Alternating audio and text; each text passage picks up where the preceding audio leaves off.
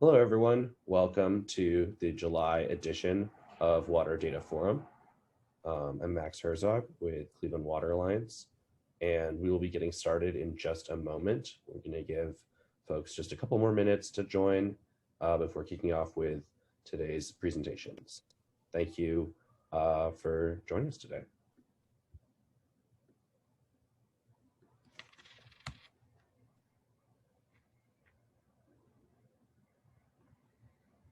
Alrighty. Are the slides showing up okay, everyone?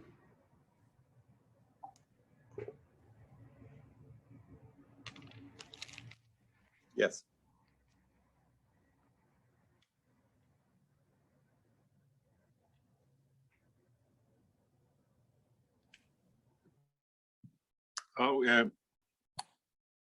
Good morning, good afternoon, everybody. Thanks for joining us today with this webinar. This is part of the Water Data Forum series, and it's a joint effort of the Cleveland Water Alliance, WEF, and the Midwest Big Data Hub. Thanks for attending us. And our topic today will be on the data-driven distribution network optimization. We have a wonderful panel today of three experts on the topic. And the discussion will go around efficiency and optimization that can be used to save money and provide efficiencies when it comes to water network optimization. And we're talking about drinking water and distribution networks. The idea is to provide some insights on the challenges and the questions that need to be analyzed and discussed when a utility is trying to understand what are the potentials, the benefits, and the challenges on using technology to improve their operations, their efficiencies, and to set up proper goals, practical and realistic objectives to be able to embrace and digest what going into the intelligent phase of the smart water networks implies. As I mentioned it before, we have a wonderful panel. I'm going to introduce the first panel member. And before saying that, I'd like to just make a comment on the idea that we're going to have about 30 minutes of short presentations, 10 minutes each for each of the members. And after that, we're going to open the forum for a discussion on Q&A on our Q&A session. Please feel free to send questions if you have any, and we'll try to facilitate a discussion that can help us gain value out of this time that we're spending here together. With that said, I'm going to start with the introduction of the third panelist. This is Mr. Tim Southerns. Tim is the board chair and CIO of Hermosa Engineering. Tim is a co-founder of this consulting engineering firm. He works with municipal waters across North America and provide technology solutions. These include process control and automation, system integration, asset management, data management, IoT, IT, network, electrical, and control system. Tim was part of the team that built Iris, which is a data management, analytics, and vibration tool for the water industry, which was recently sold. As part of the Hermosa portfolio, there's an interest in digital water solutions and smart water technologies that detects leaks, bursts, monitors pressure and transient pressures as well, and the water temperature in the water distribution system. With that said, I'm gonna let Tim take the floor. Welcome, Tim. Great, thanks very much, Elkin. Appreciate the kind introduction. Jim, just before you jump in, sorry, a couple of housekeeping notes for folks on the call here. Excuse me. During the presentation, please submit your questions via the Q&A box at the bottom. There's kind of two chats. There's a chat and a Q&A, and we're going to look first at those Q&A chats. It also will allow our presenters to respond via text to answers if you have questions during the panel, but otherwise we'll address them at the end during the group conversation. With that, I'm sorry, go ahead, Tim. No problem, thanks, Max. Appreciate it. It's always good trying to get all of the bits of technology working and coordinated at the same time. So first, let me just start by thanking the Cleveland Water Alliance for putting on the Water Data Forum together with WEF. It's been a great series of events over the course of this year, and thank you for encouraging people to attend and learn as we move forward. As noted by Elkin, my background is engineering. We're a consulting firm providing services to the water sector centered around operational technology primarily, including SCADA, IT, OT, IoT, data management. As noted, I have had the privilege of being involved in a couple of startups around the smart water sector. One is the data management visualization analytics platform that Elkin mentioned called ERIS. The second is Digital Water Solutions, which is a holistic water distribution network monitoring solution, looking for leaks, pressures, transients, and water temperature fluctuations across your water network. So as an introduction, today I wanted to speak to some of the challenges that we face as water utilities when it comes to actually implementing a digital solution to optimize our network. So let's begin by understanding that there are always going to be competing goals. We know this. And any optimization tool that we're considering has to look at these goals and others, and also make an assessment of how that will play into optimizing the network. So the first one that often comes to mind is, how do we optimize around water quality? Are we asking ourselves as we set up our digital system, are we just trying to meet minimum regulatory requirements, or are we looking to actually create a water system that delivers high quality water, looking at things like water age, reservoir and elevated tank turnover, treatment, and system residuals? So water quality is one of the parameters that needs to go into our optimization discussion. Typically, we next think about things like energy costs. How do I optimize my distribution network to minimize my pumping costs? What does it look like to reduce treatment costs associated with energy? Obviously, energy is such a significant cost to our operation that we really need to incorporate that into our optimization tool as one of our goals. Thirdly, pressure management. When we think about our water network outside of our plant, how are we dealing with pressure management of our distribution network? Are we looking to minimize transients, essentially calming our water distribution network and reducing pressure swings, and looking to optimize all that through operational strategies that may be different than what we're using today? Is one of our goals actually leak reduction?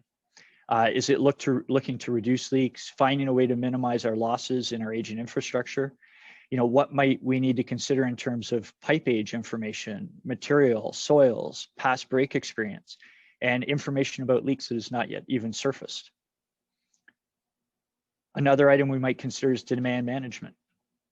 A lot of people are interested in, can I pump and get water to the right place at the right time across my network?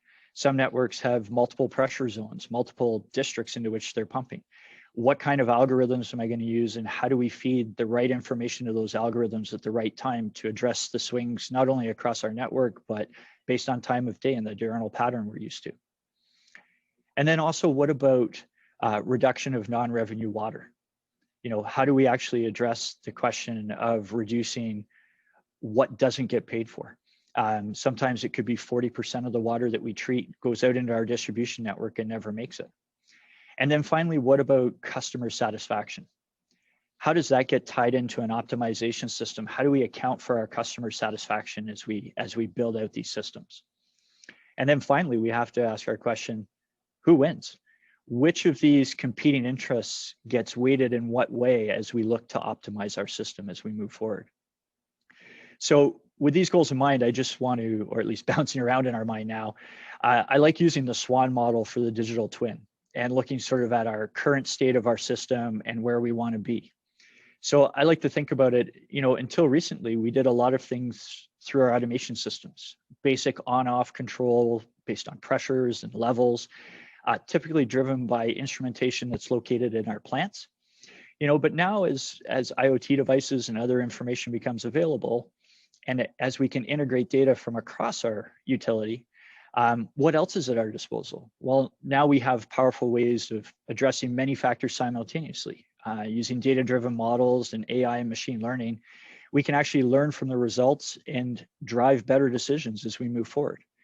Ultimately, we need to understand what it is we're trying to achieve with our optimization and how that actually aligns with our business goals. So some of the questions we need to ask are we collecting the right data? Do we have the right analytics solutions in place? And can we actually use those tools to not only optimize our network, but allow our operations team to run what if scenarios as we look at challenges that might lay ahead of us? So as a way of sort of framing the discussion further, if we think about the massive data lake we have in our utility, there is data that's available from many different systems. Now, these systems may be legacy systems, they may be cutting edge systems, but ultimately they all act to provide us with data sets based on their own area of expertise. How we join this data together from all these systems into some sort of meaningful optimization tool is always the challenge. This is no different than any of the challenges we face today when we think about digital twins or our digital journey. So when you think about those multiple data points from systems such as SCADA or energy and power information, financial information, your GIS tools, or even external IoT data sources that we might want to leverage in making network optimization decisions, making use of all of this data simultaneously in a system that can take into account our different priorities is going to make for a much better operational system going forward. So when I look at data that we have available, there are always a number of things that I like to consider as we start to go from, okay, we have all these systems and that, we've got all this data, but what are our business goals? And then what data do we have to support those business goals? So some of those elements I like us to always consider are data validation. Sure, we collect a lot of data, but is it good data? Do we have validated data that we can use? If we're feeding high-end algorithms with incorrect values, our results aren't going to be useful to us. Secondly, what kind of frequency are we collecting our data at? The different data we collect doesn't all need to be at 1 second intervals or sub-second intervals. It might be adequate to collect that data every 15 minutes or half hour every hour. Maybe averages are okay, or maybe we need minimums or maximums. So we really need to think about our data in terms of the frequency at which we're collecting it. How do we know we're actually taking the right approach? We start throwing systems together and building data pools, but have we actually taken the time to assess our options against our business goals? There are plenty of tools out there. Have we done our research? When we start going down this path, how many of our systems are actually going to be out of date? Can we actually connect data across these platforms? Is it possible that we might need to update some of our existing solutions to leverage some of these new tools? And what is that cost going to involve? Next, data format. How is it available? Certainly not a tape drive anymore, hopefully, and not even a floppy, but what's available and what format is it in, and can that be used by other applications?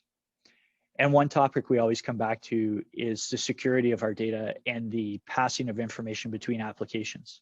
So where we deploy applications, where our data lives, how our networks are set up, how our security is provided, all tie into decision-making around smart water networks. So then we need to ask ourselves, are we ready? And this is not just about installing software and seeing benefits. Most of our partners that we work with prepare for new technology implementations by looking at a number of things before deployment. These include foremost business alignment. Am I doing this because it's the new shiniest thing, or am I doing it because there's some sort of alignment with our business vision, mission, and goals as a utility? Is there an ROI? Can I expect an actual return on my investment? How do I know what that's going to be? And what happens if it's not the ROI we expect or were promised?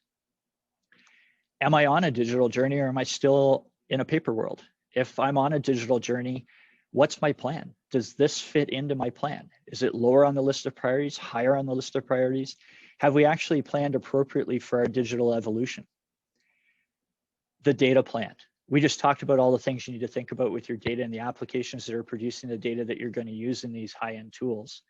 The question is, have we actually gone through and assessed our data availability, the validity of the data, and where we're taking it?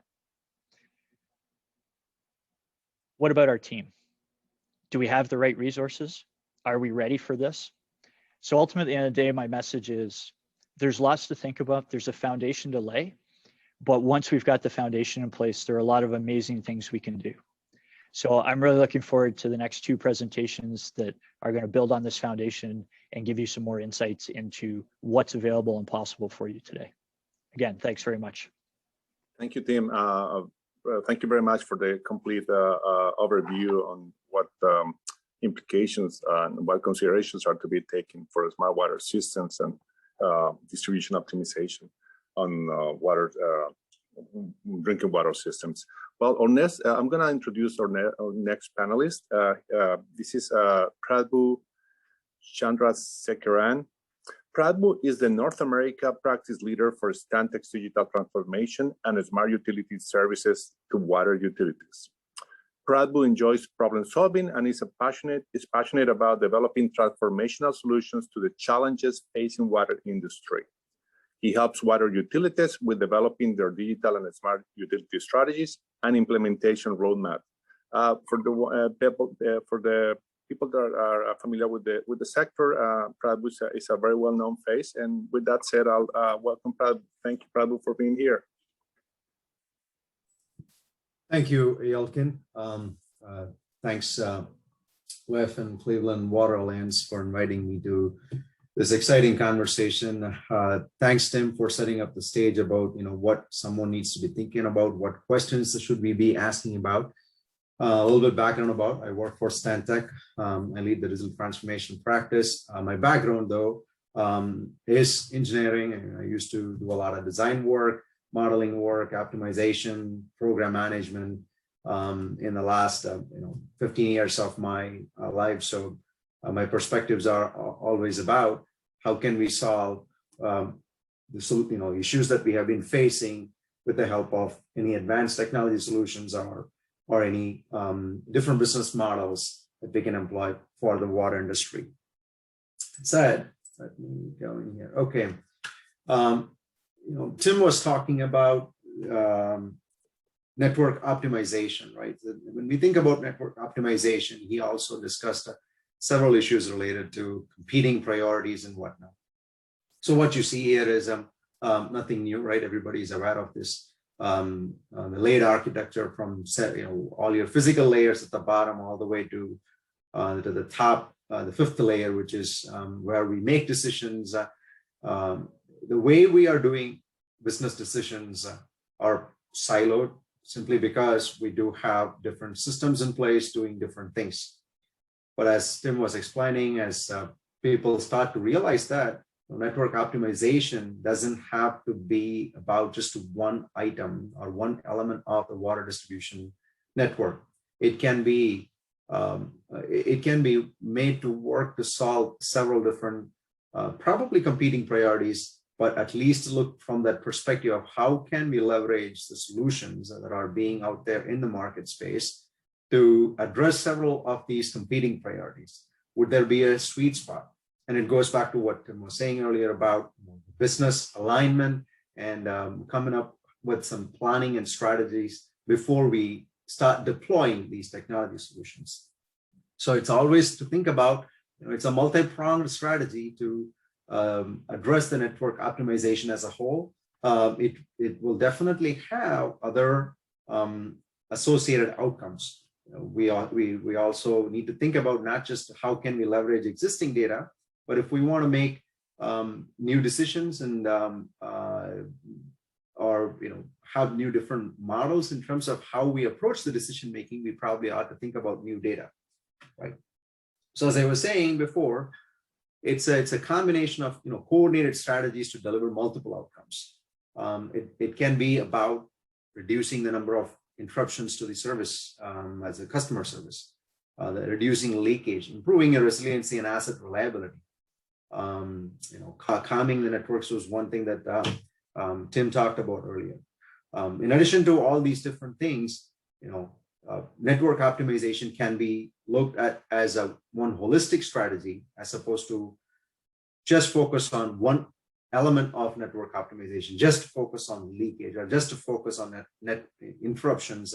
Might take us back to what we used to do, addressing one or two items separately as opposed to looking at holistically, so that we can actually develop a technology platform or a combination of technology solutions that are more future-proof, so that we can continue to implement new solutions that help solve not just one challenge, but several challenges. And these are some of the things I think Tim already talked about. So my point here is about think more holistically when we think about network optimization. There are probably several challenges that can be addressed together. Come up with a business model where what your challenges are, how important they are, how critical they are, how interrelated they are to one another.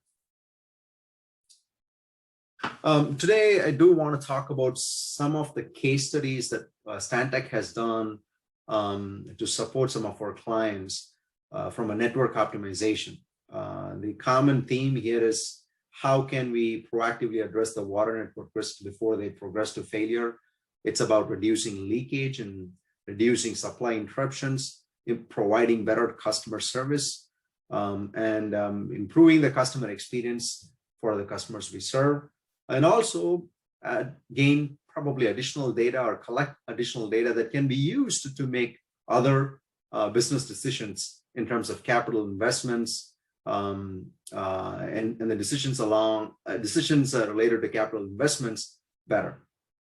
So these smart water network projects have some common elements, meaning it's more data driven. It started with understanding what we heard earlier about, what do we have in place? What do we need to do? What is our business requirements are? Even though these are some of the common goals and objectives of these different case studies, every one had its own unique objectives in terms of reducing certain things, improving certain things. So it's important to understand what those business drivers are before we begin with doing or deploying new solutions. Plus, another thing about these case studies is that they did not, try to boil the entire ocean, meaning they tried to do some pilot projects to understand how good technology solutions work for their utility, as well as what are the challenges that they are facing from an implementation perspective, right? My opinion is that there are several technologies that can deliver some of the outcomes that the utilities are hoping to achieve. But as cliche as it might sound, the devil's in the details. So the implementation of those technology solutions, the collaboration that needs to occur internally as well as externally, are going to be critical to realize the real benefits of these technology projects or smart utility projects. And understanding those challenges before you make it into a full scale was critical, so that you can learn from the lessons, what went wrong, so that we can be better prepared to deploy these solutions at full scale. So as I said, these smart utility, smart water network pilot projects focused on improving the overall network performance in terms of reducing leakages, in terms of reducing the number of disruptions to the customers. For that, you require a lot of data, different types of data. Several times they are readily available. Other times they're not available. For example, information related to pressure transients, if we want to reduce the number of breaks and things, as we learned from a previous presentation, calming the networks is a concept, right? How do you calm the networks? Understanding the pressure transients in the network is important to pinpoint how to better operate your pump stations and your, how to manage your pressure reducing valves. All those things come into play, which means we need to not only depend just on existing data, but also probably have to collect more data. This is where we ended up collecting several data in terms of putting in new meters to understand how the customers are, AMRs and AMIs, to better understand the customer consumption from the customer perspective, add more transient, try to collect more transient information by putting more pressure information, and also some of the acoustic sensors to identify more leaks from that perspective. All these different types of data and were used, every one of them had different types of networking, communication headends. They were all brought together into what you saw in the previous presentation about data lakes, are a pool of all of them coming together using a specific data transfer, data integration protocols before you start analyzing them to make better decisions, whether it's in terms of reducing leaks or better understand where the next leak is going to be, reducing the overall risk of operating the systems. And that's what these different pilot projects focused on. As part of these pilot projects, we also built the digital twin of the hydraulic model, again, to help better improve how we make decisions, how we better understand what could go wrong in these different systems. The data integration, the reason why I'm showing this graphic is, we talk about the importance of data. I think Tim talked about the quality of data and all those things. The integration and the supply of data, or the overall pipeline of data starting from one source all the way to the final application where we make decisions, is an important element.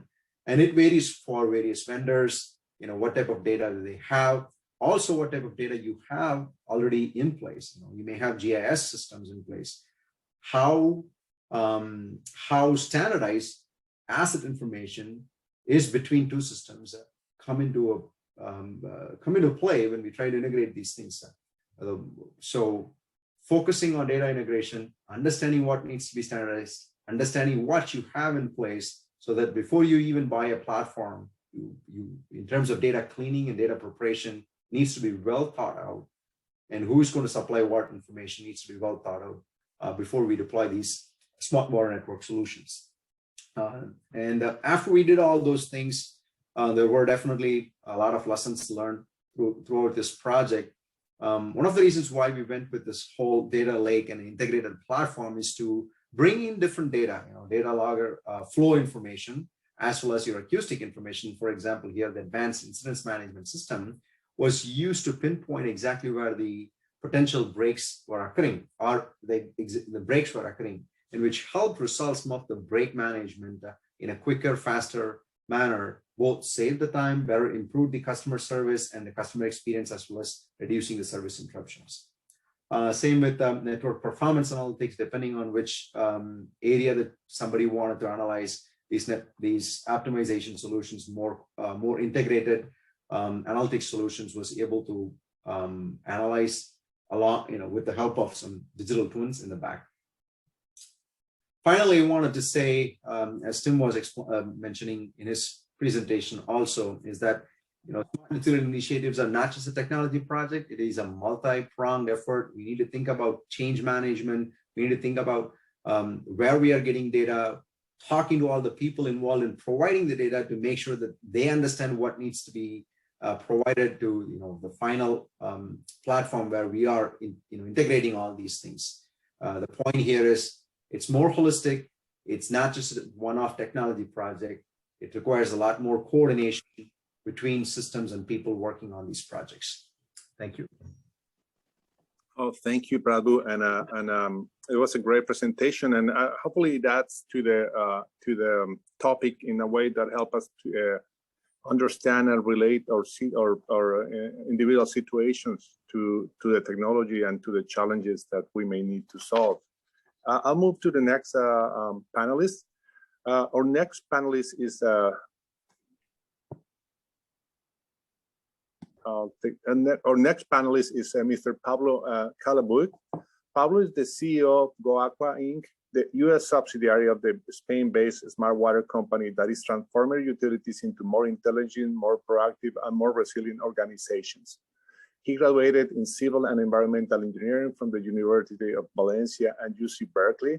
And after working in the city of Valencia's water utility, he joined the global consultancy firm McKinsey & Company, leading the digital transformation, IoT, and telecommunications practices across the US and Latin America. Since 2019, he has been leading the GoAqua's digital expansions in North America. With that said, say welcome, Pablo. Thank you. Thank you so much for the introduction, and thank you so much to my co-panelists for the great presentations. Great insights, and I fully agree with all the things that you have said, especially about the importance of having this journey, understanding what are the end the end objectives of this journey is before starting, before even starting, because utilities can get easily lost in these kind of transformations.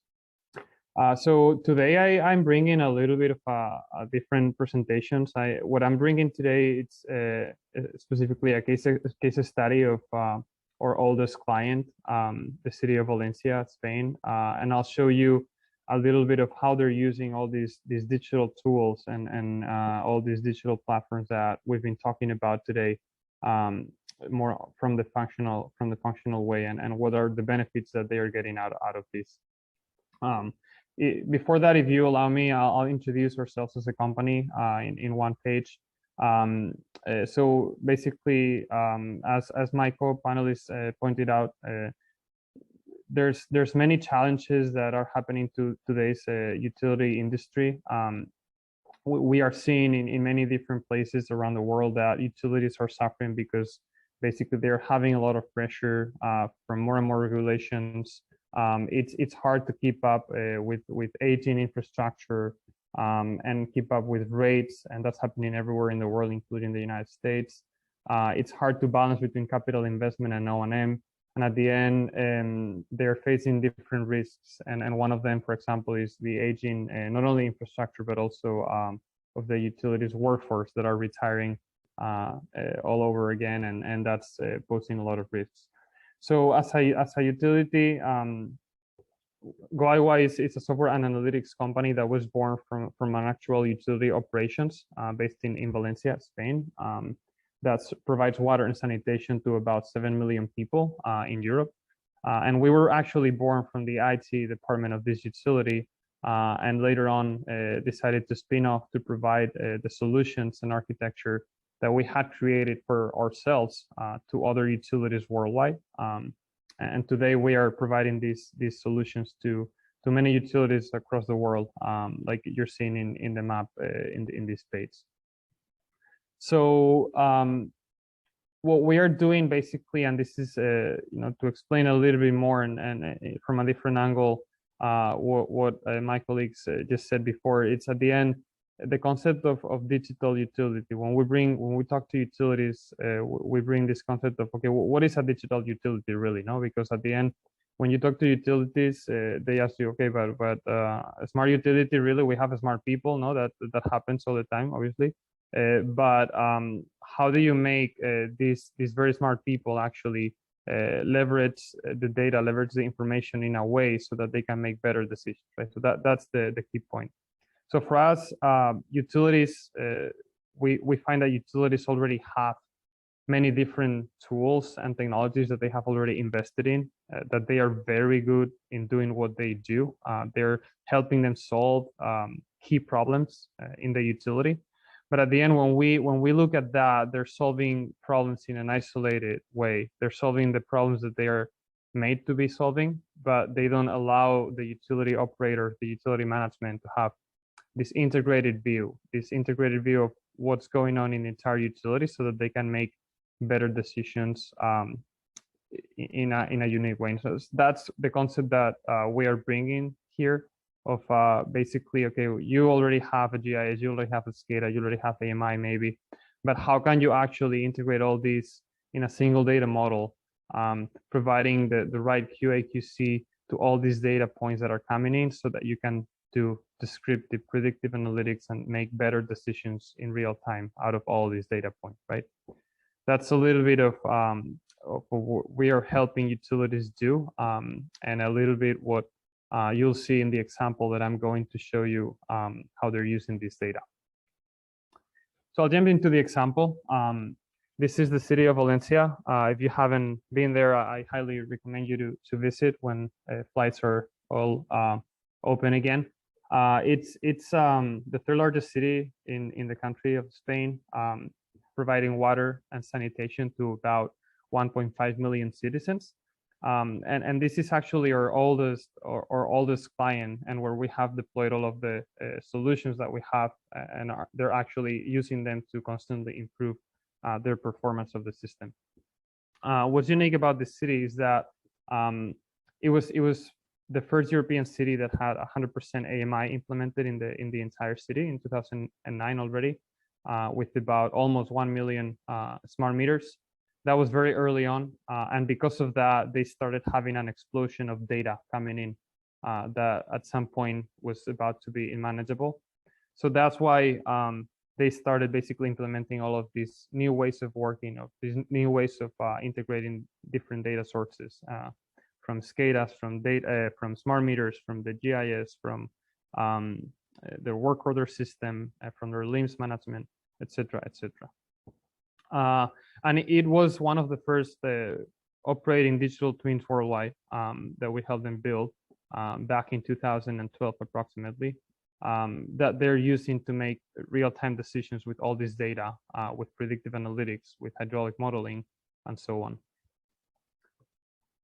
So when we talk about digital twin and how this city is using it, what we are really talking about is, well, they are integrating all of these different sources of information in real time, from SCADAs, from sensors that they have acquired from different vendors, even sensors that are not IoT, smart meters, other systems, corporate systems like ERP, their CIS or billing system. And they are basically integrating all of these different sources into a data-centric platform that is performing data cleansing, data filtering online, so that they can actually use all this data, apply in real-time hydraulic modeling, and actually use that those insights, right, to basically use their digital twin as a virtual model to do anything they want in the system in real time, basically. So the operators can actually see what's going on, what's happening in every single point of their system. They can actually use it to train new operators. They can actually use it to simulate what would happen if I did this in real time. So basically, it's kind of like a tool that they're using to constantly improve the way that they're optimizing non-revenue water. They're optimizing energy consumption and other types of KPIs in the operation. Some of the examples, right? For example, you know, the operators there can see in real time every single pressure and flow in every single point of the system, even if there's no sensor there, because this system is providing them with the know-how, the knowledge. And this is very useful for them because they can do very well pressure management. They can see what is the pressure in every single point of the system. They can install, for example, PRVs in those areas that are highly or lower pressure. And they can detect anomalies that allow them to see if there's leaks going on in real time, for example, in different areas of the city. Other things that they can do with these systems, for example, they can, you know, this looks like a SCADA, but it's not really a SCADA. It's the digital twin, because they can actually close a valve. They can simulate that they do something in the system, see the consequences before even they do that. So they can simulate anything in real time in this moment everywhere. And that's really helpful for them because they can basically do this in the past, in the present, or in the future, and plan the best time of the day to do maintenance and operations, or even do things before they implement them.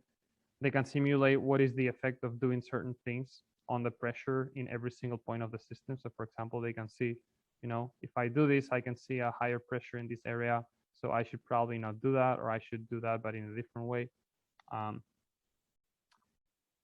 And finally, they can basically see the future. They can, because you know, they have AMI in the entire system. We are constantly integrating all of these, you know, forecasting analytics for every single point of the system, and they can see what's going to happen in the future. They can leave their operations in the afternoon, and they can have, you know, planning of the production plans for the 2 water treatment plants for the next day, and they can know with a high certainty what's going to happen with that production plan, right? So this is a little bit of what they're doing. They're also, for example, optimizing pumping schedules according to this demand to minimize the cost of energy in the different pumping stations. And these are a little bit of the benefits, right? So at the end, what they were looking at is, okay, I want to do that, but I want to obtain some benefits. So basically, with this implementation, with this digital twin, they're just not using that for the sake of using that. They're actually obtaining really key KPIs on improved customer satisfaction, on reduced non-revenue water. They've reduced up to 35% non-revenue water in the last 3 years, control capital expenditures, and risk and resilience. So this is a little bit of the example of the city of Valencia, and I'll be happy to answer some questions later on in the Q&A. Thank you so much. Well, Pablo, thank you for your presentation. Certainly was very insightful to see actual details from the implementations you guys have had, especially the experience from the city of Valencia.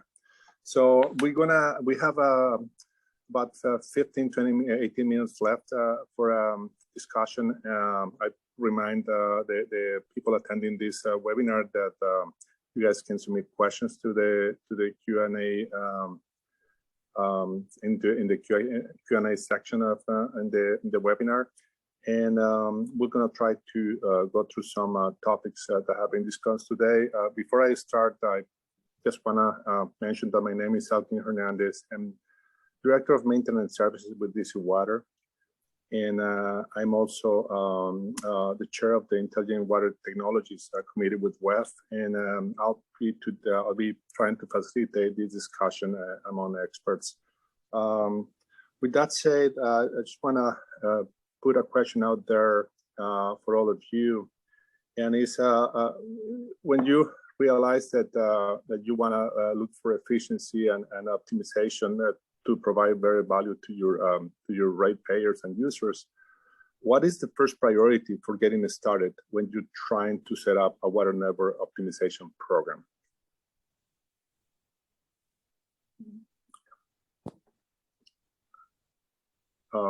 Pablo, Tim, or Prabhu, do you guys have any comment on that? I can give an answer based on the last conversations I've had with different utilities.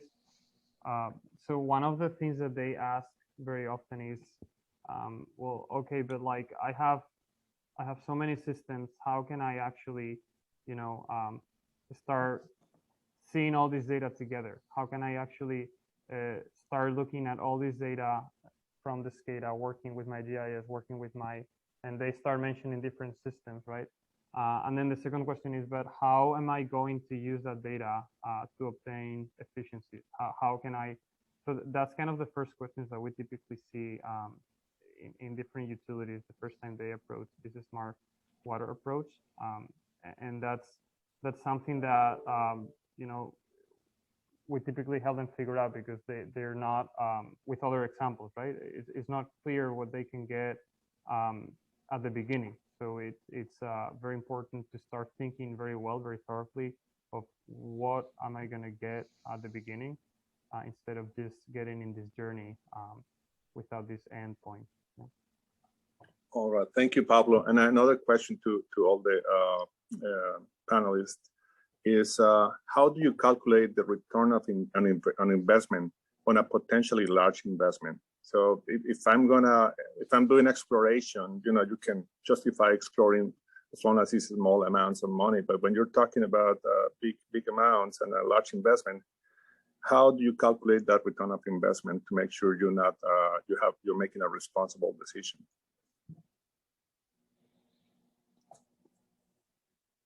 Pablo's not going to like me throwing it back over to him, but in that case of Valencia, Pablo, maybe you have some experience about that with the ROI calculations.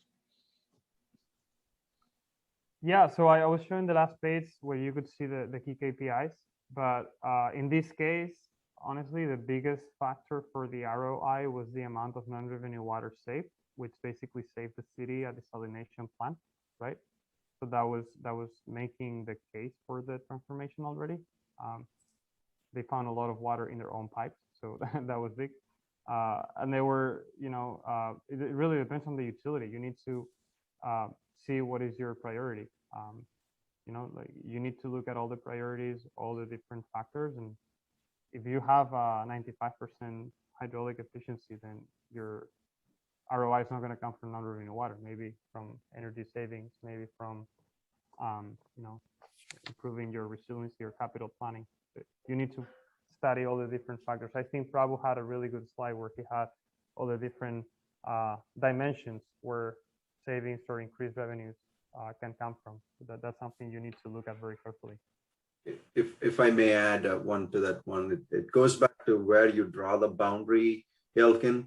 That's why I talked about more comprehensive. If you are just one solution, that one solution to address one challenge could seem like too expensive. But if you think about, okay, disruption that I can avoid, how many breaks that I can avoid by reducing it, as Pablo was explaining, how much energy. So if you do a more life cycle cost analysis of this investment that you are going to make and how much money plus other non-monetary benefits that you're going to gain, that's what you need to do. So it depends on where you draw the boundary and what you bring into the fold as opposed to just one-to-one. Thank you, Prabhu. I have a question that I want to read from the attendees to Pablo. It says, in Valencia, what kind of sensors are used to detect leaks? Are these pressure transducers or other sensor types? So, and assume that there is a minimum amount of water loss to be considered a leak and reported in the system. So what are the considerations around the sensors used for leak detection? Pablo, if you have any insight on that regard? Yeah, so before going into, basically in the city, before going into installing a lot of sensors to detect leaks acoustically, what they did is they wanted to integrate all of their data on water production and water consumption to actually know what was the real magnitude of the problem in real time, right? Have the full picture. That's the first thing they did. And then they basically split the city into areas, pressure zones and DMAs, right? Which allow them to have this picture at a very granular level. Like, if you're going to find a needle in a haystack, then split it into little haystacks to, know where the problem is. And then they started using acoustics, basically correlators and things like that are more mobile, depending on where the problem was, right? And they're also using the hydraulic model to pinpoint where most likely they will have a leak happening. This allowed them to go from a 65 to 70% more or less hydraulic efficiency to a 90-95%. That was the improvement they did. Thank you.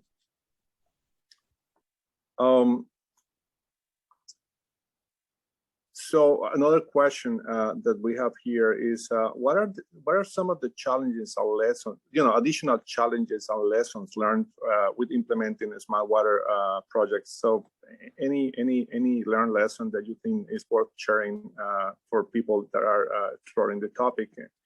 Just leave it as an open question to all the panel members. Yeah, okay, and I'll jump in with one example we had. So we had a company we were working with who's going to do the AI platform, and one of the biggest challenges we ran into is when they started requesting data, the client realized they weren't collecting the right data to be able to optimize using the platform. So what was supposed to be a 6 to 8 week deployment became multi-month deployment, followed by a loss of interest, followed by never finishing. So, understand what you're getting into, right? Understand before you just start running down a path of buying an optimization tool or a solution. Really dig in to find out what that's going to take. Would be my thought after a couple of attempts at our end. I agree with that one. Yeah, certainly. I think it's helping people understand whether they have a solvable problem at hand, and also whether they have a problem that is worth solving as well. Thank you.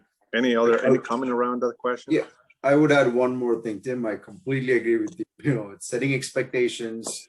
Just because you're buying a cool platform, it's not going to deliver the data management, and the governance associated is also very key. Meaning, if there are 5 different sources within your utility you are getting the data from, you need to set expectations on either side, that how quickly would that take for that team to give you the data, whether it's in a good format or not in a good format. So there is a timing issue, explaining that, also setting expectations on, there is a time, it's going to probably a few months before you understand how the same asset information, take example, the asset management system could have different types of tag or kind of fields as opposed to GIS, which is what the platform is going to take into the reconciliation of information on assets.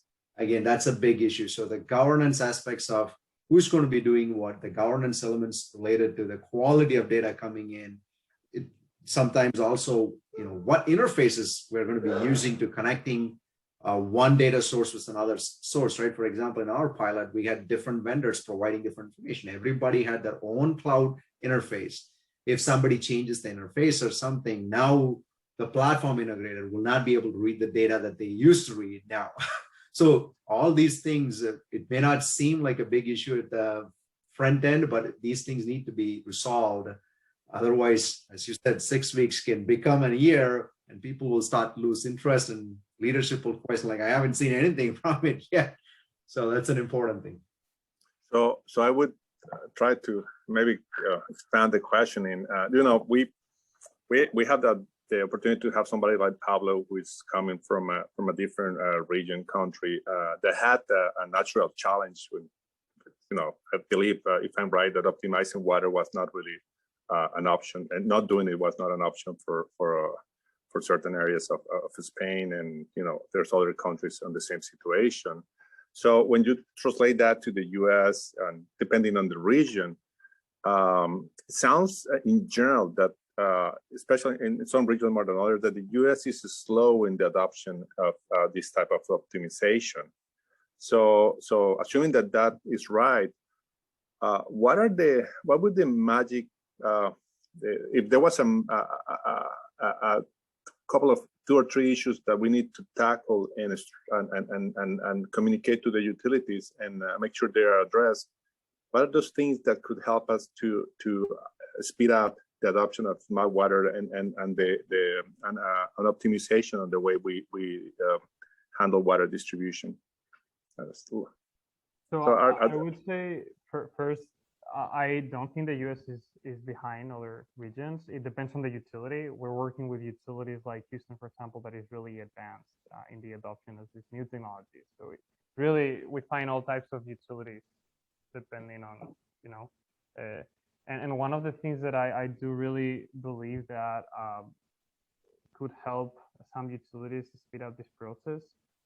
It's the decision-making process sometimes is incredibly slow for utilities, and that sometimes can get vendors frustrated and abandon the process. So sometimes I believe that the utilities could find ways to speed up this decision-making process and try new things to basically improve the way that they're working. Sometimes we find that there's 1 year to 2 year cycles to design something.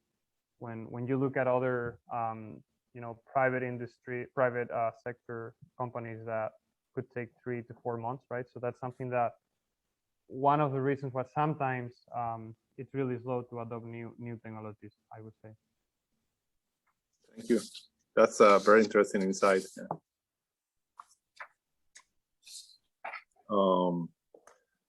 I have another question here, and it refers to digital twin, and it's directed to everybody. So, what are the next steps after the digital twin?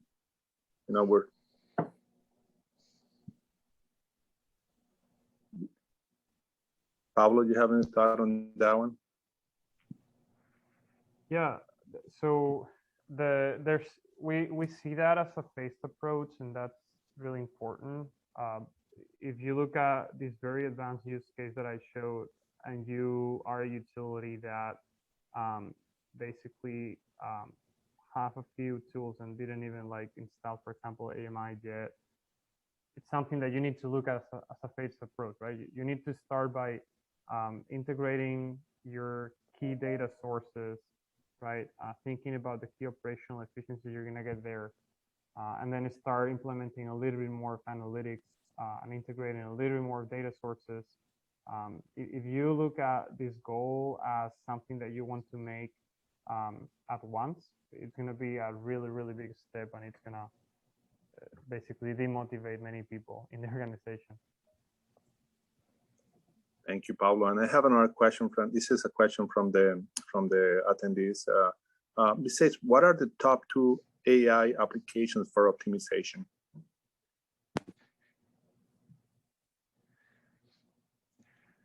Yeah, notice how nobody wants to touch that one, Elkin. Nobody answered it in the chat. Nobody. You know, one of the challenges again is when we ask that question, right? It's going back to what are you actually trying to achieve, though? Like what's the challenge that you're trying to overcome with the tool? There are a lot of different tools on the market, and they range from ones that come from companies that have been around for a while and are quite advanced to brand new startups. And sometimes the brand new startups are addressing a problem in a very simple, quick, easy way, and you can do it very cost effectively. And sometimes you need a larger system with a more integrated model, and so again, you really need to start with the question, what am I trying to solve first? Thank you, Tim. And I think we're running out of time, so I want to use the remaining 2 minutes to mention that this is a presentation part of the Water Data Forum. Today we presented data-driven distribution network optimization. This is part of a series that is going to take place monthly during 2021 and hopefully next year as well. The next presentation will be in Realizing the Internet of Water, and hopefully you can join us. And this series has been sponsored by the Cleveland Water Alliance, the Water Environment Federation, and the Midwest Big Data Hub. With that said, I just want to thank the panel members here, and also thank all the people that have attended the discussion. Thank you, and I hope you guys have a wonderful day.